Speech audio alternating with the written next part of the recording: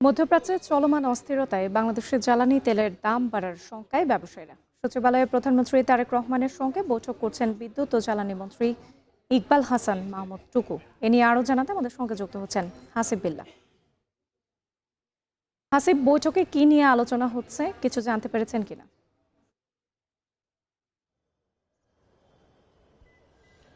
রাত্রি মূলত প্রধানমন্ত্রীর আজকে বেশ কয়েকটি বৈঠকে অংশ নিয়েছেন। তার মধ্যে পররাষ্ট্রমন্ত্রী এবং জ্বালানি মন্ত্রীর সঙ্গে প্রায় 2 থেকে আড়াই ঘন্টা বৈঠক করেছেন মন্ত্রী পরিষদ বিভাগে, এবং সেখানে আমরা দেখেছি কিছুক্ষণ আগেই মন্ত্রী বিদ্যুৎ জ্বালানি মন্ত্রী এবং পররাষ্ট্রমন্ত্রী দুজনই বের হয়েছেন, গণমাধ্যমে তারা কথা বলেননি।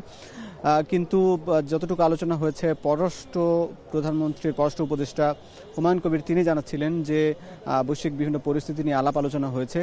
তবে এটুকু জানিয়ে রাখি যে বাংলাদেশ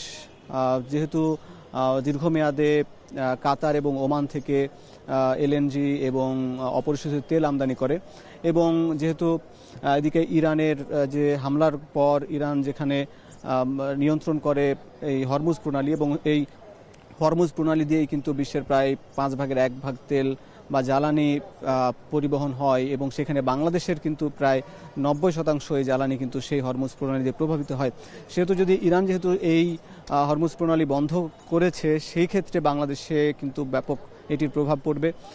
যদিও বাংলাদেশ সরকারের পক্ষ থেকে সিদ্ধান্ত নেওয়া হয়েছে যে ডিজেল, অকটেন বা কেরোসিন এইগুলোর দাম বাড়াবে না মার্চ পর্যন্ত, এটুকু মজুদ রয়েছে। কিন্তু এটি যদি দীর্ঘমেয়াদে হরমুজ প্রণালী বন্ধ থাকে, তাহলে কিন্তু বাংলাদেশ সরকারকে অনেক বেশি দামে কিন্তু এই জ্বালানি আমদানি করতে হবে। সেখানে কিন্তু রিজার্ভের একটি সংকট পড়তে পারে। তাছাড়া বাংলাদেশের বিদ্যুৎ উৎপাদন কিংবা কৃষি সহ বাংলাদেশের শিল্প খাতে কিন্তু ব্যাপক প্রভাব পড়তে পারে। এই জন্য